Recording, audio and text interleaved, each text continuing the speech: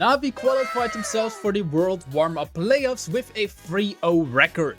One strategy has turned out to be incredibly successful for them, and what that strategy is, that's what we're going to take a look at right now. And just take a look at this Warlock. We have 12 stars against Supersonic, 13 stars against Milseam MG, and 11 stars against Tribe Gaming, against incredibly solid bases from these professional clans in the new hard mode. So that's an achievement you first have to achieve. But let's take a look at how NAVI actually manages to take out a ton of bases by taking a look at this hit from Kazuma against Satano. And what NAVI is doing compared to other clans as well as other attackers is NAVI is always going to use a little something to support that royal champion. So in this case that would be an Electro Dragon, but we will be also taking a look at some attack strategies where they're either going to use a Barbarian King or they're going to use a battle blimp with Yetis, so they're going to use a Yeti blimp just to support the world champion and funnel out a few of those defensive buildings so the world champion is taking the right path, as well as of course to take out a little bit of damage of the base, because you have a slight window where the world champion is going to take a little damage between the Fox as well as the invisibility. And you of course want to minimize the amount of damage the world champion is going to take there. So just see, if the monolith is shooting once on top of the world champion, it's already so much damage, especially in this hard mode, in the new hard mode where you have the 20% defensive buff. It's absolutely incredible. But the world champion manages to make its path into the core of the base, and with that he takes out a good chunk of the base. But still, with 3 invisibility spells, he would have been able to take out even more, and probably would have been able to take out the Scattershot, the Rage Tower, as well as the Fire Spitter as well. But that wasn't the case, but still he managed to get the 3 stars, and how that's possible, let's take a look at that right now. He sends in all of his dragons from the bottom side, and I'm quite sure I wouldn't have been able to still complete this attack, but of course there is a reason why I'm not on NAVI and Kazuma is. He is probably, and he is, the better attacker of us two, and he is probably a way better attacker than most of us right here watching this video. And what I find really interesting is what NAVI is doing, is they basically do not use any coconut loons. Mostly on dragon attacks you always will see 8, maybe 9, maybe 10 or 6 coconut loons before you deploy your dragons, just to look a little, just to find some seeking air mines and tank those seeking air mines. But NAVI just doesn't care. NAVI just absolutely doesn't care for any of those seeking air mines early on. They're not going to use any coco loons. NAVI will always use the Grand Warden Eternal Tome early on anyway. So you can use that to tank all of those seeking air mines, and they're always going to use the minion prince ability throughout the end of the attack. That works absolutely perfect so far. Barbarian King take care of the 12 o'clock corner together with the Spiker Ball as well as the Earthquake Boots.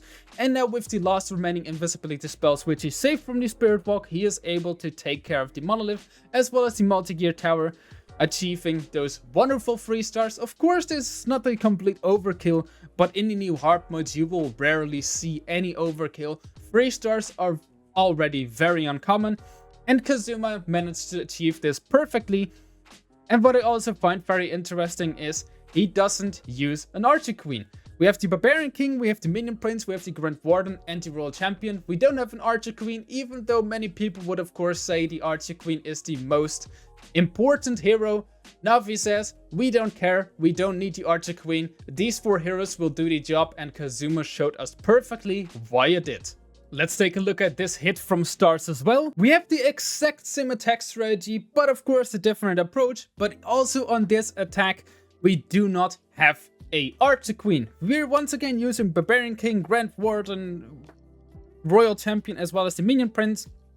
But this time we are going to support our Royal Champion with the Barbarian King. So we're going to send in our Barbarian King from the 6 o'clock corner just to take out that chunk of the base, and then have our Royal Champion follow its way from 6 o'clock to 9 o'clock, and then we'll probably use an invisibility spell to funnel our Royal Champion into the core of the base.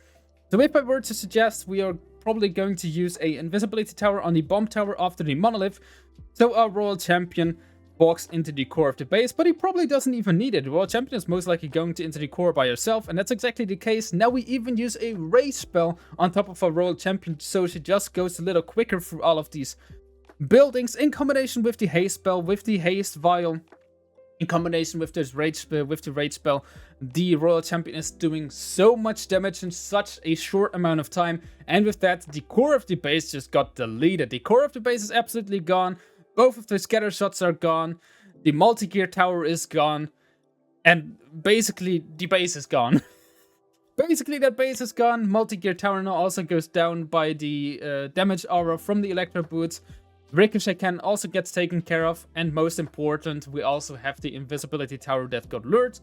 Because in this attack, we of course, as I already said, we do not have the Archer Queen, so we do not have the giant arrow to trigger that invisibility tower, so that the RC, because the RC took care of the invisibility tower, we now have a very easy path into the core of the base. Once again, we're not going to use a single Coco Loon, we're not using Coco Loons, but rather we're going to use our Grand Warden's ability instantly.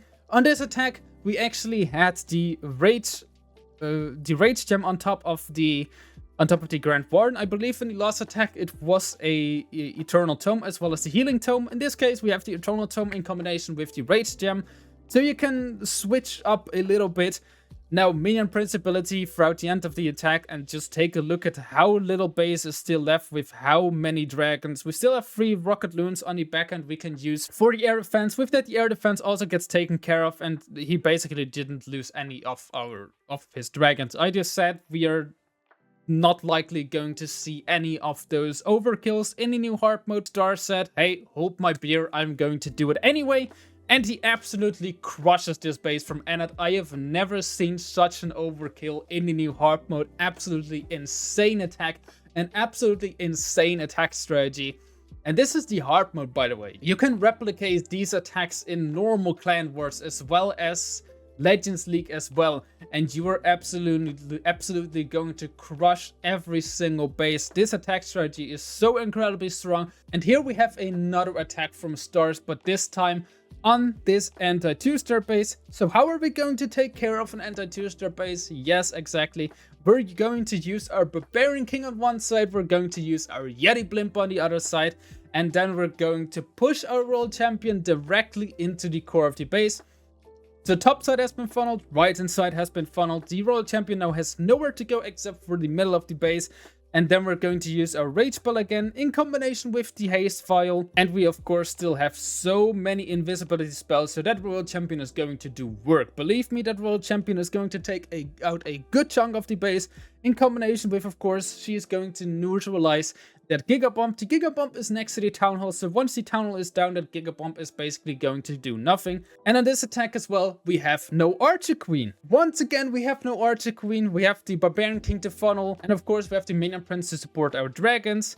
And just take a look at how much this Royal Champion is going to take out.